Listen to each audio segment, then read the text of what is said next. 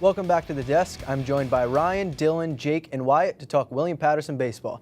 Now, guys, the baseball team is off to a great start. Haven't lost yet, but they do have a tie. They're 3-0-1. Their last game was on Tuesday where they defeated Farmingdale State. Jake, what'd you see in the game? Well, there's a lot of positives in the game. Let's take a look at the stats. And we could see right now that obviously they're hitting the ball. There's 7 hits, 5 RBIs, 6 runs scored against the Farmingdale Rams. That was a great game for them.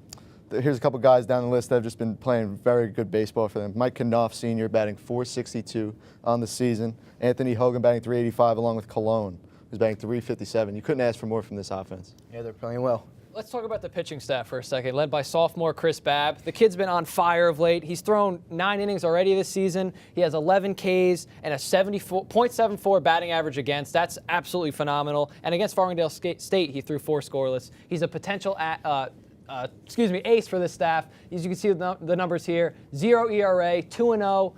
Again, 9 innings pitched, 11 strikeouts. He's been great this season. Chris Babb, so far, early season MVP.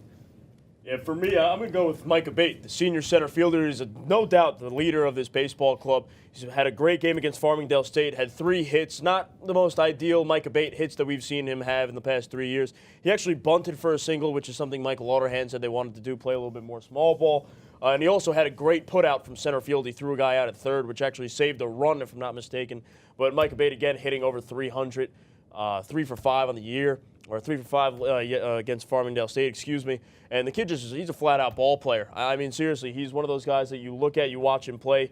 He's a 5-tool player, can do it all, and he's playing fantastic baseball to start the season. Yeah, I'm going to go with Eric Cologne, who's been DHing for most of this season. And what the Pioneers are going to need when they go to Florida is a lot of power. Because when you play against these nationally ranked teams, there's going to be some great major league pitching. There's going to be guys getting drafted. Cologne hitting a couple home runs already in the season. He's got 5 hits, 9 RBIs, 2 home runs. The kid's hitting .357 as a DH. When you're getting that in the middle of your lineup, especially with Anthony Hoagland and a rookie freshman like Carlos Perez, you're going to get a lot of power. And he's got a lot of protection in that lineup hitting behind Anthony Hoagland. Well, I said it earlier in one of our broadcasts at the game. This Pioneers lineup is dangerous. They've got a great combination of power and speed. If they get guys on base, anybody next up in the lineup is a threat to bring them home. It's very deep. I mean, you go down to the 8-hole, Robbie Egger, who's been killing them. Well, he's batting .333 on the season.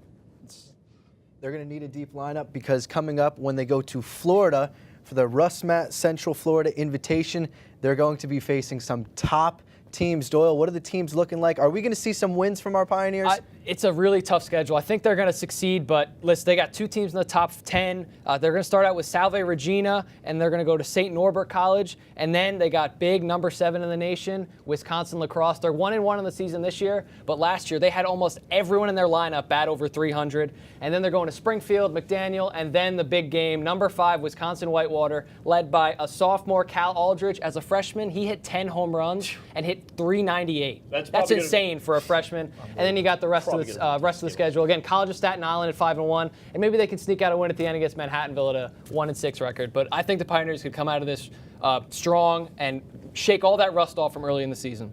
Yeah, they're going to need to get a lot out of their pitching staff, though, on this Florida trip. That's what they really want to find. They want to get those set guys at the top. They got Brian Kopko, Chris Babb, and Eric Rosenberg right now, who seem like the sure 3 guys. They need to have a lot from Adam Miller, needs to prove himself, along with Mario Danza. That Whitewater game is going to be probably the toughest game all season. That's really going to, put this Pioneers team to the test.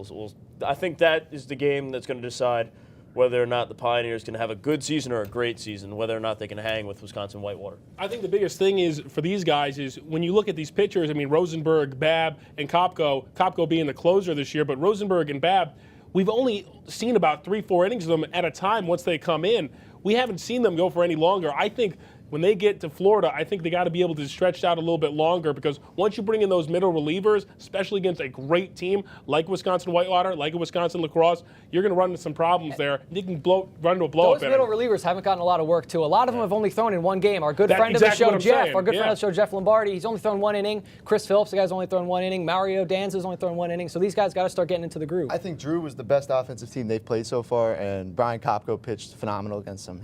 With the exception of getting 1 out the last yeah, no, inning. exactly what They I'm were saying. phenomenal. But once those other guys get in, they're going to have to prove themselves because Pioneers, we know how good they are hitting. We don't know how deep they are behind the pitching, and the relievers, they're going to have to come in and make a big impact. All right, now, finally, what do you expect them to come back to New Jersey with after all these Florida games? I mean, we can't expect a full sweep of everyone. Where do you expect them to be when they're back in New Jersey? I think if they go, acceptable for me right now, but how good this Pioneers team is, I think they got to be at least 7-3 with these 10 games.